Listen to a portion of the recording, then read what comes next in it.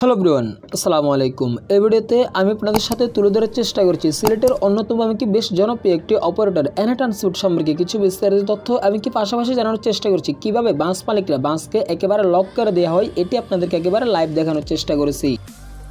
এনহান্সমেন্টের সর্বপ্রথম যাত্রা শুরু হয়েছিল 1984 সালে। মাত্র 10 বছর সার্ভিস দেওয়ার পর এই বাস কোম্পানিটি একেবারে 7 বছর কোনো কারণ ছাড়াই বন্ধ হয়ে যায়। এমনকি পরবর্তীতে ফেনী জেলা ও পঞ্চগড়েও তাদের সার্ভিস পুরোপুরি বন্ধ হয়ে যায়। পরবর্তীতে 2012 সালে কোরিয়ান হুন্দাই বাস নিয়ে তারা আবারও নতুন করে পথ চলা শুরু করে। তো বাংলাদেশের এক একটি বাস কোম্পানি এক এক নামে বিখ্যাত হলেও এই এনহান্সমেন্ট ছিল গতিশীল দিক থেকে অনেকটাই স্ট্রং এবং অনেকটাই হার্ড ছিল তারা। 2001 সাল কিংবা 2 সালের দিকে এনহান্সমেন্ট অন্যান্য বাস কোম্পানির মতো যেখানে সবাই 4 থেকে 5 ঘন্টা ঢাকা থেকে চিটাগাং যেতে সময় লাগে, সেখানে কিন্তু এনহান্সমেন্ট মাত্র 2 থেকে 3 ঘন্টার ভিতরে গন্তব্যে পৌঁছে দিত যাত্রীকে। তো বুঝতেই পাচ্ছেন যেহেতু সময়ের গতির দানব এনহান্সমেন্ট সবসময় যেখানে ঢাকা থেকে চিটাগাং যেতে 5 থেকে 6 ঘন্টার মতো সময় লাগে, সেখানে মাত্র 2 থেকে 3 ঘন্টা তারা ঢাকায় পৌঁছে দিবে আপনাকে। সবকিছু মিলিয়ে শুরুর দিকে এই এনহান্সমেন্ট ওভার স্পিডে ড্রাইভ করার কারণে কিন্তু বারবার এই বাসগুলো দুর্ঘটনার শিকার হতে শুরু করে। পরবর্তীতে এই বাস কোম্পানিটি কিন্তু একেবারে সবগুলো বাসতে একসাথে জিপিতে সিস্টেম নিয়ে আসে এবং একসাথে কিন্তু 24 ঘন্টায় এনহান্সমেন্টের এসি এবং নন এসি সকল প্রকার বাসকে কিন্তু জিপিএস ট্র্যাকিং এর মাধ্যমে গতিসীমা অতিক্রম করা থেকে বিরত রাখে। অর্থাৎ এই জিপিএস ট্র্যাকিং এর কাজ হচ্ছে মূলত আপনি বাসায় বসে আপনার গাড়ি কখন কোথায় যাচ্ছে এবং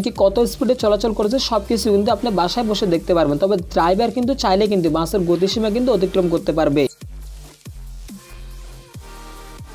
এবং পরবর্তীতে দুর্ঘটনা যখন কিছুতে যখন থামানো যাচ্ছে না, এনহান্সমেন্টের কর্তৃপক্ষ তখন আরো একটি নতুন কৌশল বের করে, সেটা হচ্ছে প্রত্যেকটি বাসকে গ্যারেজে নিয়ে একেবারে সবগুলি বাস আনলিমিটেড ভাবে লক করে দেওয়া হয়। অর্থাৎ দ্বিতীয়বারে এনহান্সমেন্টের কর্তৃপক্ষ যে সিস্টেম দিয়ে চালু করেছে সেটা হচ্ছে ড্রাইভার কিন্তু চাইলেও আর কখনো কিন্তু 80 থেকে 90 স্পিডে যেতে পারবে না, কারণ 80 স্পিডে বাসগুলোকে লক করে দেওয়া হয়েছে। সাধারণত আমাদের দেশে যদি হিনু ব্যান্ডের বাসগুলোর কথা যদি বলি, তাহলে এই হিনু ব্যান্ডের বাসগুলো কিন্তু সর্বোচ্চ স্পিড উঠে থাকে 140 পর্যন্ত। সেখানে 140 কিলোমিটার স্পিডে যদি হিনু ব্যান্ডের বাসগুলো যদি ড্রাইভ করে তাহলে রাস্তায় দুর্ঘটনা ঘটবে, এটাই কিন্তু স্বাভাবিক। পরবর্তীতে এনহান্সমেন্ট তাদের বাসগুলোকে 90 কিংবা 100 একটা নির্দিষ্ট গতির মাধ্যমে বাসগুলোকে লক করে দেওয়া হয়। অনেকেই বলে যে আসলে বাস কিভাবে লক করে, যদিও বাংলাদেশে বিভিন্ন ব্র্যান্ডের বাস চলাচল করে এবং বাসগুলো কিন্তু অনেকভাবে লক করা হয়। তবে স্বাভাবিকভাবে যে বাসগুলো লক করা হয় সেটা হচ্ছে এসকেলেটরের নিচে একটা নাট বল্টু সেট করে দেওয়া হয়। ফলে এনহান্সমেন্ট এই অপশনটি চালু করার পর থেকে কিন্তু ড্রাইভারদের হাতে আর কোনো অপশনে থাকে না, তারা কিন্তু চাইলে কিন্তু ওভার স্পিডে ড্রাইভ করতে পারবে না, কারণ বাস কিন্তু 90 কিংবা 100 একটা নির্দিষ্ট স্পিডে চলতে থাকবে।